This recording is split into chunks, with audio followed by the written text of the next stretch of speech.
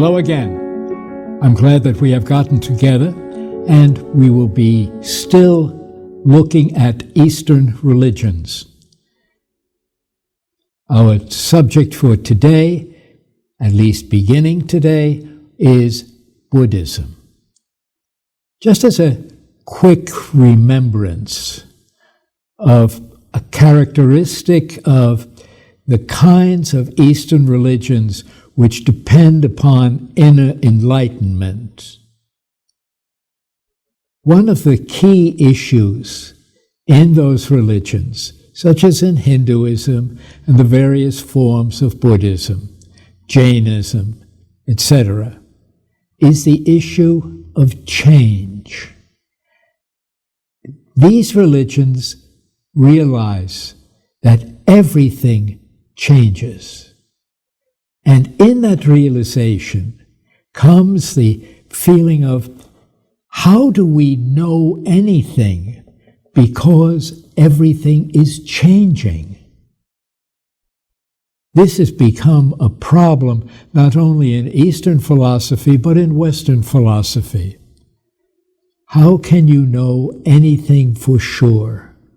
Because when you start to understand it on one hand, it's already escaped you. It's like one of the Greek philosophers would say, you can't step into the same river twice because the water has run and new water comes to take its place. In the study of Buddhism, the issue of change is very important, as we will see. Along with this is the realization you can't really solve the issue. So get engaged in what you can do and understand in the present, so that Buddhism wants to be very practical. How do we live in the present? Now you may see that the symbol for Buddhism is a wheel, and the wheel has 8 spokes. Each one of those spokes is part of the teachings of the person that we will be examining today and coming forward to understand this religion. Each one of those spokes is part of an 8-fold path. And it keeps turning. It keeps turning. That is to say, again, there is reincarnation and redying. Reincarnation and redying. In Hinduism, that was right at the very core and dominant in some ways for all of the different types of Hinduism. In Buddhism, the wheel is taken for granted, as we will see. Our agenda for today is to look at the founder of Buddhism as we would see it today, Siddhartha Gautama. That was his name. And he lived approximately, as you can see the dates, in the 500s to the 480s before the Common Era. This makes Buddhism a very old religion that is constantly changing, so that there is a base to it, but also there are changes. Buddhism adapts to the cultures in which it exists and welcomes persons to join. There is no caste system in Buddhism. It is open to all persons who follow the way of Siddhartha Gautama, the enlightened one. And that's the meaning of the word Buddha, enlightened one. We will take a look at his childhood? Really, we will begin with his conception.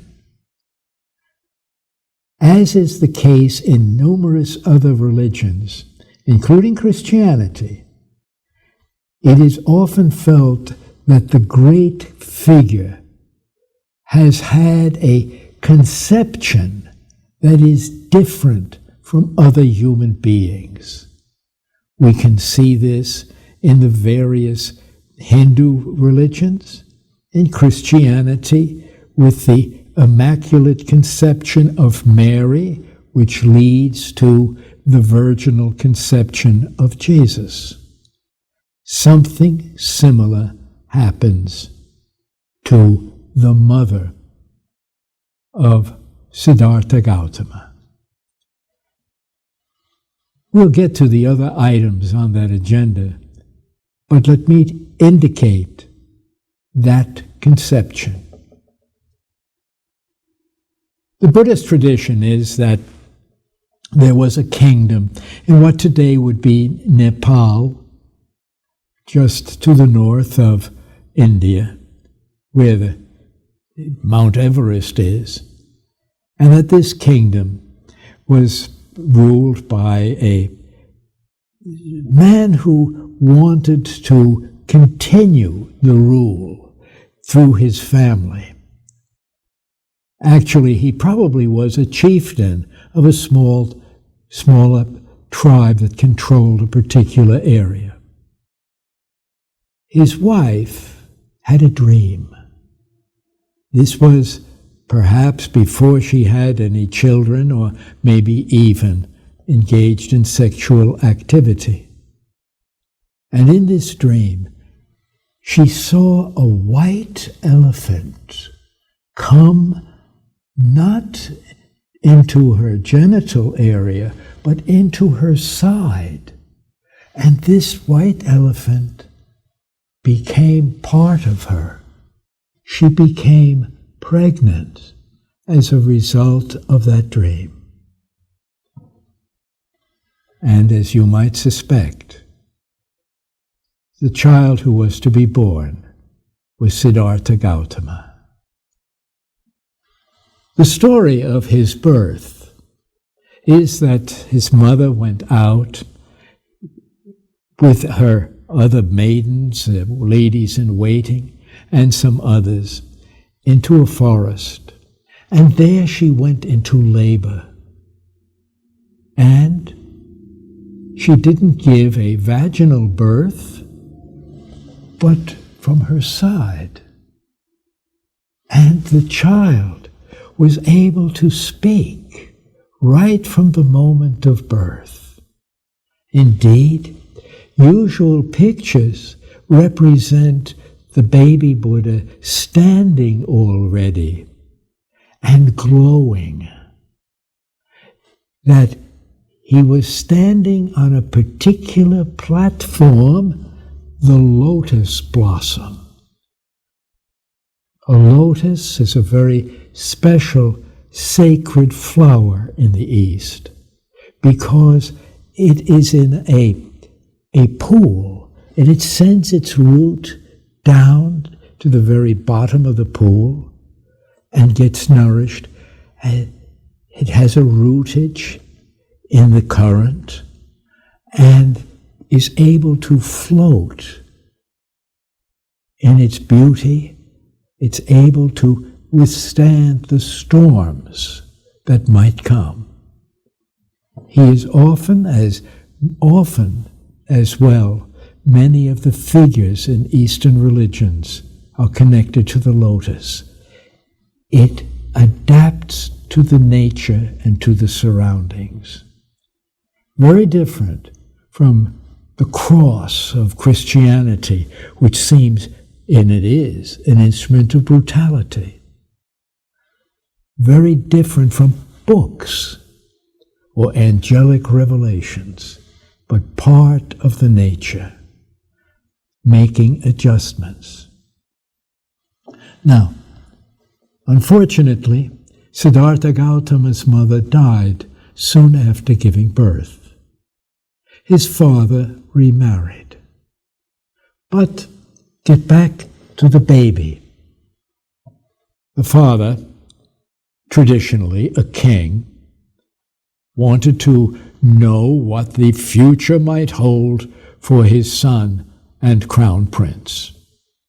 So he got a couple of astrologers together to determine what the stars would have said. And one astrologer gave to him the key that he was looking for.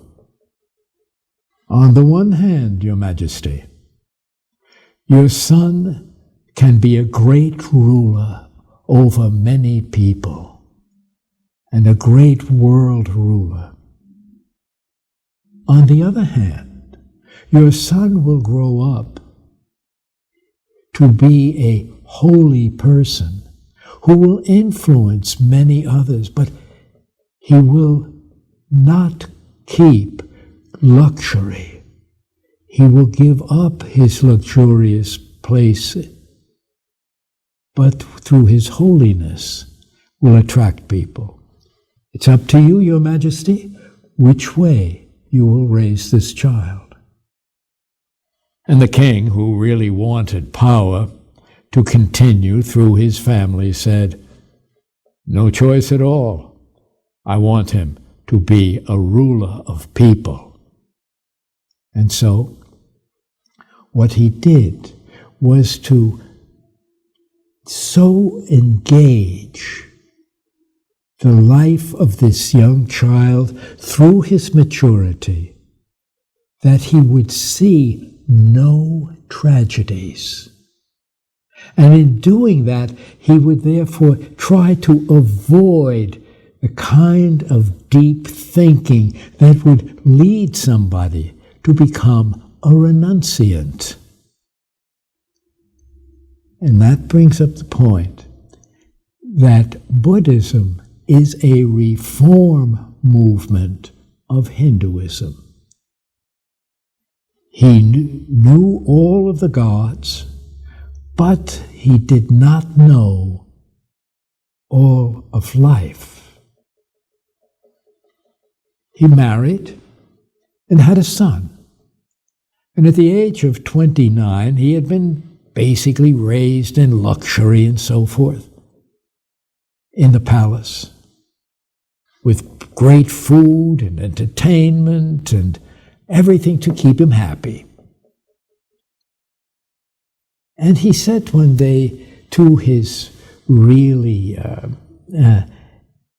fellow servant who watched over him, said to him, "I want to go for a ride." And he mounted his horse, a white horse, and rode out. As they rode out, and the traditions will vary, as he rode out, he saw an old man, somebody with a lot of wrinkles, even more than I have. Saw a lot of wrinkles. Saw the man maybe with the cane. He said to his guide, "What's that?" He said, "Your Majesty, sir, that's an old man. We all will age. You will age. So will I. So will your father and your stepmother and your son. We will all age and become bent over." And Siddhartha thought, "Really?" And he went back to the palace and began to think about this. He said again at another time, "Let's go for a ride." Mounted his horse, they went for a ride. And this time he saw a sick man, a man with disease, maybe with pus and boils, make him really gruesome looking. And he said, "What's that?" "That's a sick man. We all get sick. We all, ooze some parts of us." We're not going to just get old automatically. It's a process, Your Majesty, for all of us. Went back, third trip of the key sites. And he said, now he saw a dead body, a corpse. What's that? Oh, sir, that's a dead man. We all will die. Oh, really? And at the fourth site, he saw an ascetic monk. Who's that? What is that? Oh, that is a renunciant, sir. That's somebody who has given up all of the luxuries of life and who has gone into the forest to seek understanding and to seek enlightenment as to what life is all about. And Siddhartha said, oh, let's go back. I understand there will be a banquet tonight with dancing girls. I wonder now about life. These would be called the four passing sights: the old man, the sick and diseased man, the corpse, and the monk. Siddhartha went back to the palace, and there was a great banquet and dancing girls and so forth, but he seemed to be troubled. And when it was all over, the dancing and the feasting and so forth, he went to the chamber where his wife was, and he saw cuddled next to her their baby boy. And he said, I have to go. He felt the call to be a renunciant. And as he had walked into that place where the women's quarters were, he saw that the dancing girls had all changed. That is to say, their makeup was all splotched. They maybe drooled a little bit in their sleep. They no longer were the beauties. They had changed. And he said, I must understand what life is about, really, not all the coverings of the cosmetics, but to go below it. And so he called for his horse and for his companion, and he said, we're going for a ride, and you will not take me all the way. They rode out, and he came to a river, and there he dismounted, and he took off all of his clothes. This is the great going forth that builds into the great renunciation. And he said to his horse and to his companion, go back now. And both of them cried, and the horse cried as well. But they went back. He crossed the river. When you cross rivers, you have a change in life. When you go up and down a river, you grow. The river serves as a border to a new way of life, and if you go along for a trip up the river, it means growth, or it means all another type of change. He crossed the river. It was a little chilly, so he needed some clothing. And what he did was he came across a cemetery in which there was an executed criminal who had been executed in a robe. And he took the robe and he put it around him, so that in a sense he had always a feeling of the change that leads to death, even a shameful death. He had renounced his great way of life, and he started a new one. You may recall that he was impressed by a renunciant ascetic monk. That is to say, someone who tried to cut away from everything that he owned to be at the very basics of life. And so, the best way to do this, he thought, was he would renounce. He would renounce not only passions, but food. And for 6 years, he dwelled in the forest, knowing other forest-dwelling renunciants as well. And they starved themselves. They starved themselves so that they became exceedingly thin. One of his later disciples, Ananda, recalls those times of renunciation. And I will refer to when Ananda speaks in memory, Ananda will say, "Thus I have heard," the great renunciation that took place. One of the sayings that Ananda recalled is from a Buddhist sacred text, the Dhammapada. Our life is shaped by our minds. We become what we think. We become what we think. Suffering follows an evil thought, as the wheels of a cart follow the oxen that pull the cart. Our life is shaped by our mind. We become what we think. Joy follows a pure thought, like a shadow that never leaves. And Ananda went on to describe the Siddhartha's life and how he looked during this terrible renunciation stage.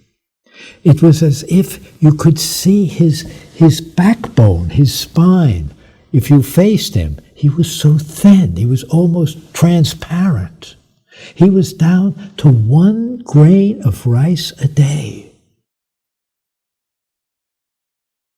And then a woman who had passed him many times in the forest, and who now felt that he had influenced her, and she had a long-awaited child, and she had some rice milk, and some rice food in her hands with a bowl, and she came to him, and she said,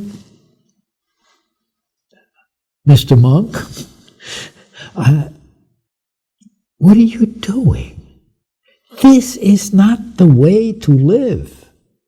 All you're going to do is starve yourself completely to death, and what good is that?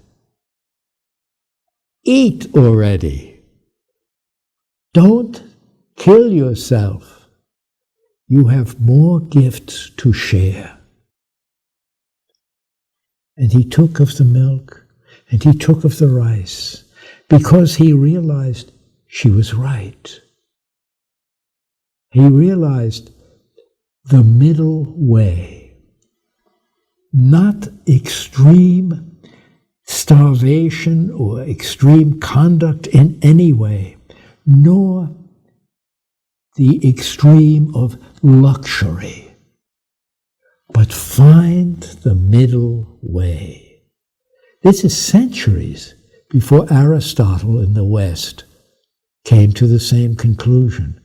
The golden mean, the golden path of the middle way.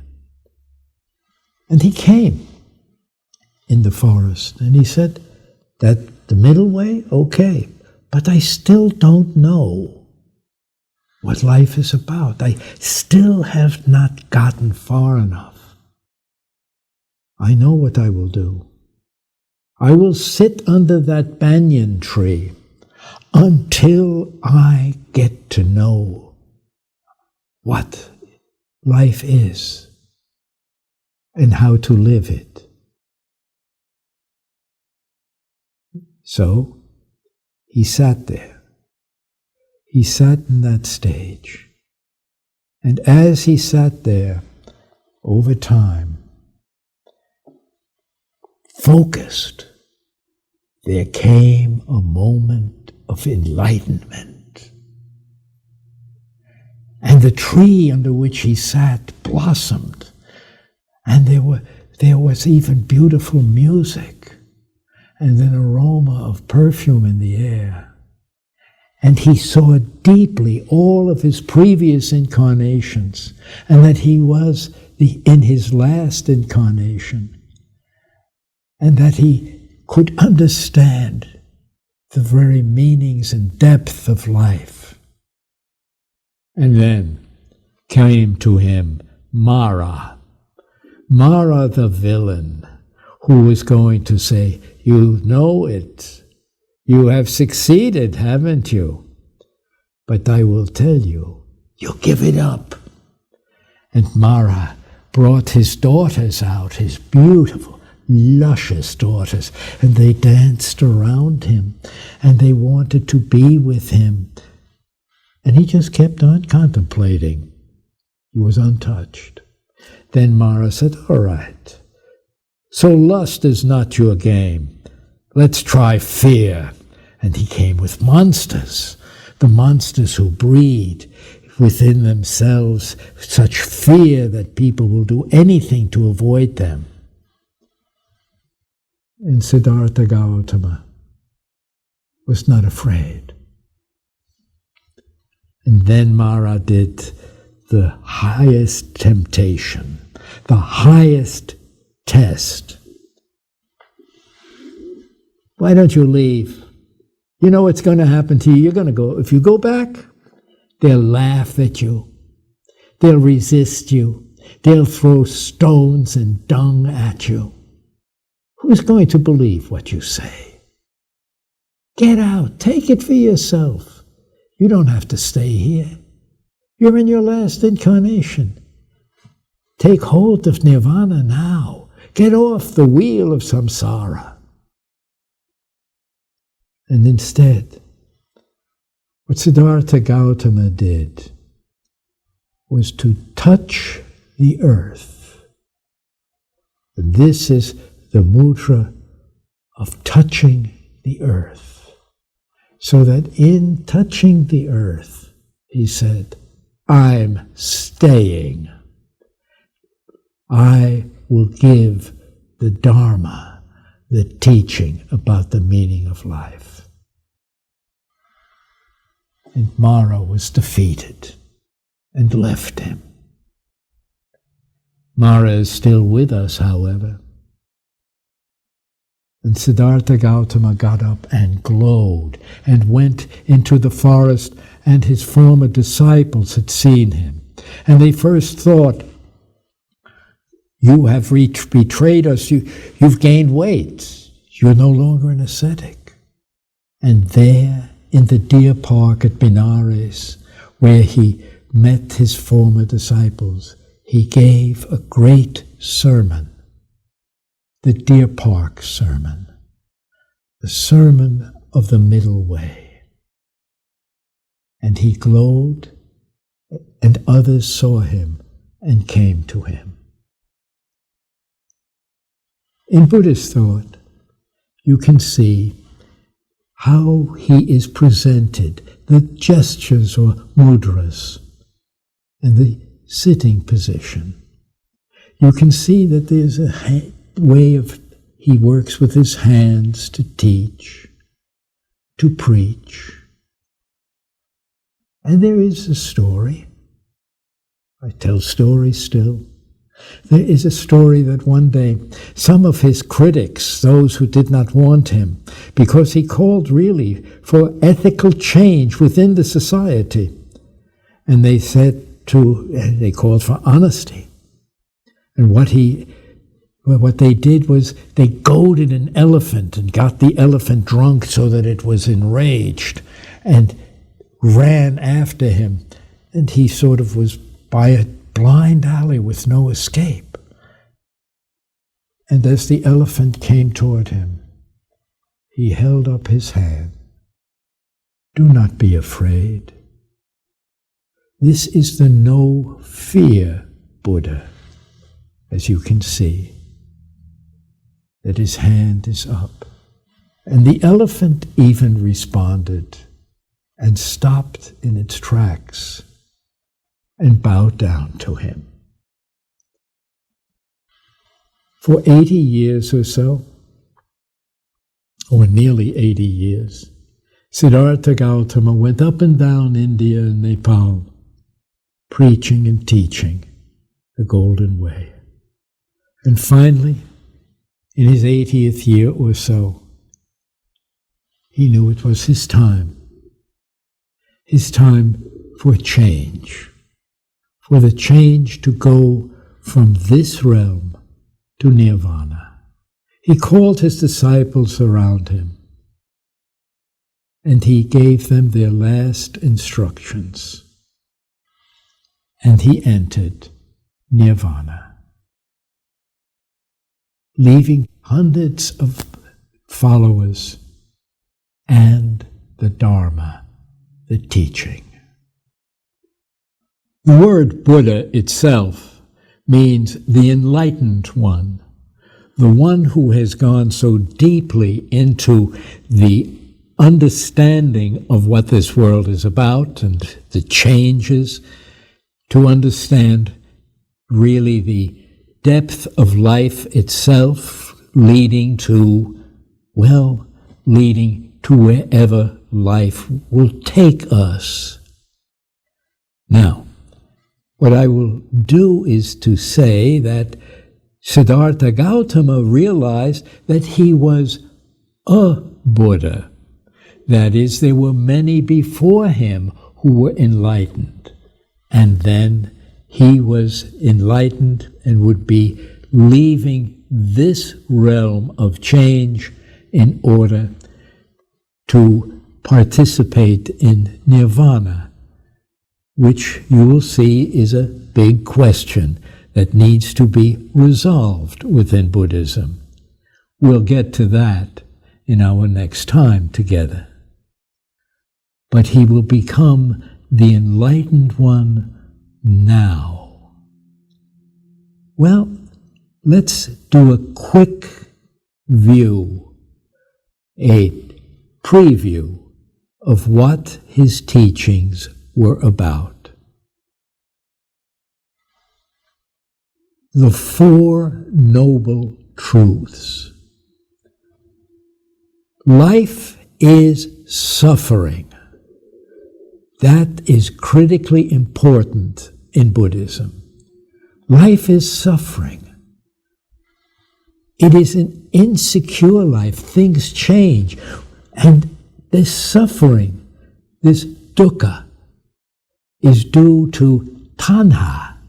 That is, we want to hold on. We want to grab for ourselves, or maybe to give up too easily, and to become doormats for others.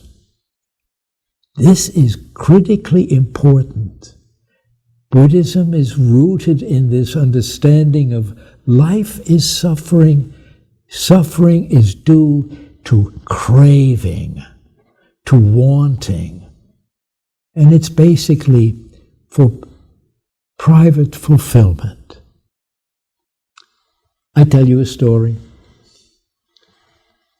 Once a woman came to Siddhartha, and she had cradled in her arms her son, the dead body of her son. And she wanted him to bring that child back to life. She felt that he really knew all about life, so he could bring life again to her son. She was sick, distraught. She wanted to hold on. And that holding on made her suffer. And the Buddha said to her, well, I tell you what you could do. Go into the village that is right down the hill. Go into the village, and I want you to bring me a grain of mustard seed from every house in the village that has not experienced death. She said, okay, and bring it back to me when you're ready. So she went to the first house and knocked, and she said, could I have a grain of mustard seed here? Oh, gladly. By the way, has there been any death in this house? Oh, let me tell you about death in this house. And the person talked, and the woman realized that there was sadness in every house. As she went from house to house, she could find no place that had not been touched by death and sorrow. And she went back to the Buddha. But first, she gave up her son in order for him to be cremated, as was the custom. She came back and she said, now I understand that suffering is part of our lives, and that holding on will never make anyone happy. And she became one of Buddha's followers.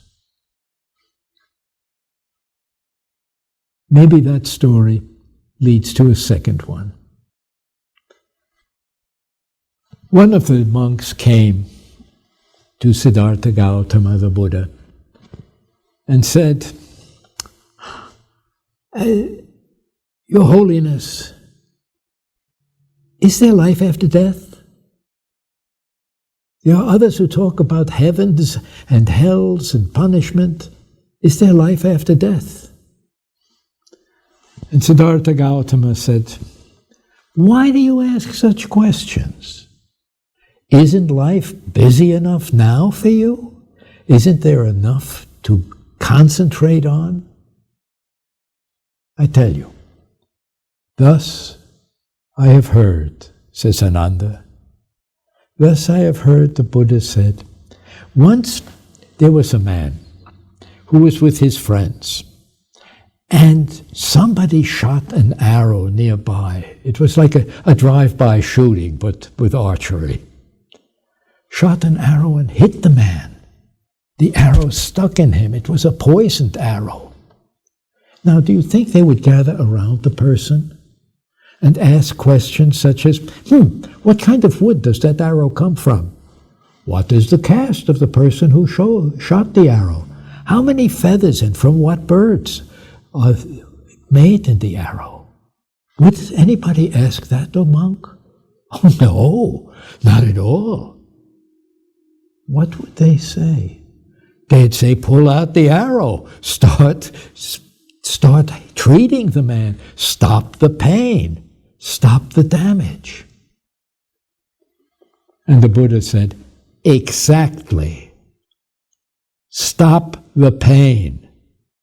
All the other stuff of heavens and hells, these are distractions.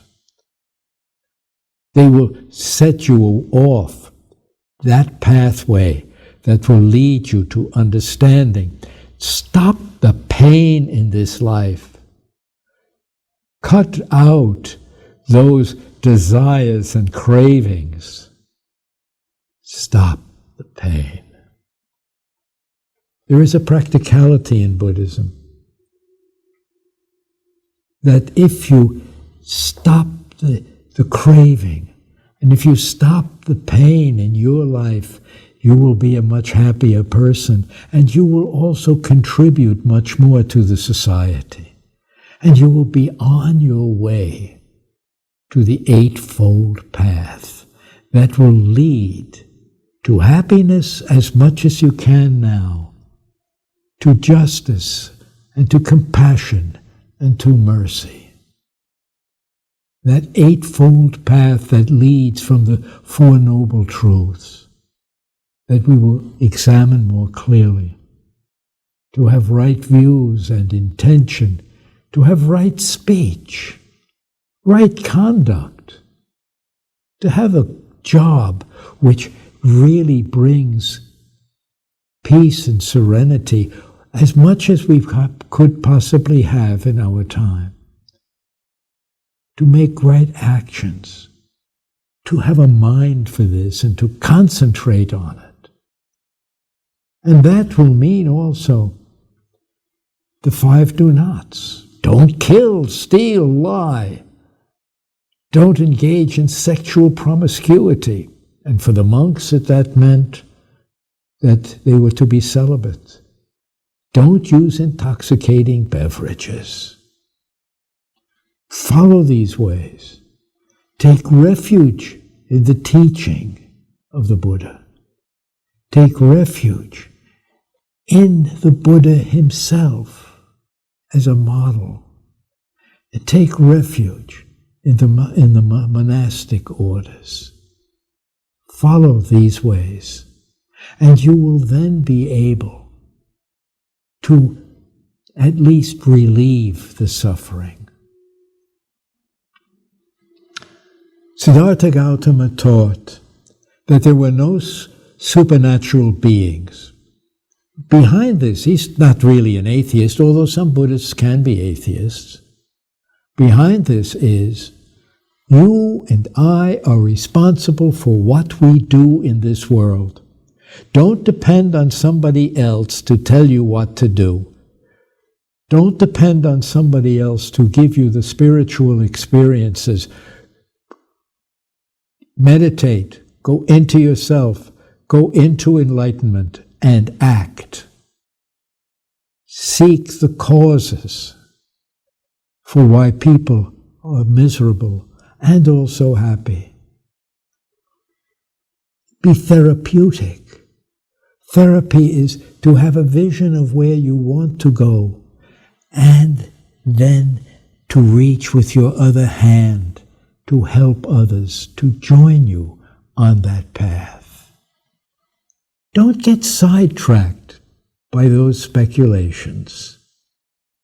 Stay with the human situation and its intentions. Work out your own salvation. Take responsibility.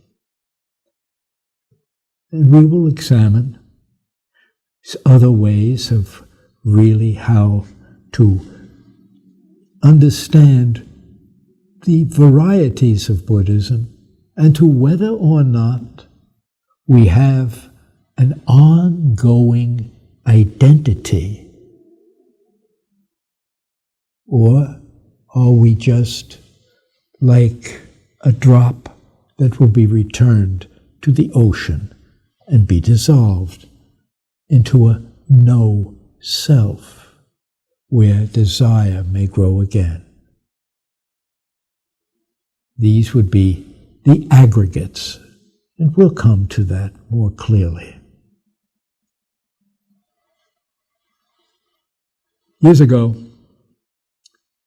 just as I came to Muhlenberg College, we received a notification that the Dalai Lama, the head of the Yellow Hat monks from Tibet, would be in a nearby town speaking at a Buddhist monastery. And we came there. And the place was filled with Tibetans. Probably one of the few times so many Tibetans were gathered together in New Jersey yet. And the Dalai Lama spoke. His message was, I think, one that was really very helpful. He spoke about achieving peace. This is a man who has suffered. He is in exile from his home. He is one who now faces real issues of continuity and not having change anymore. And he said, as one of his books, I look forward to a day when children will have an education that integrates the presence of nonviolence into their educations, that they will become more aware of their feelings and emotions and feel greater responsibility toward themselves and the wider world. To bring about this better world, let old and young, not as members of this or that nation or even faith, but simply as members of the great human family, strive together with wisdom, courage, and optimism. Within the life of the cosmos, every human being is just a tiny blip. So, let us use our time like we're visitors on this planet. Let us use our short time to pursue a meaningful life, enriched by a sense of connection with and service to others. Wise words from an enlightened one. Maybe for us to follow the same light. Thank you.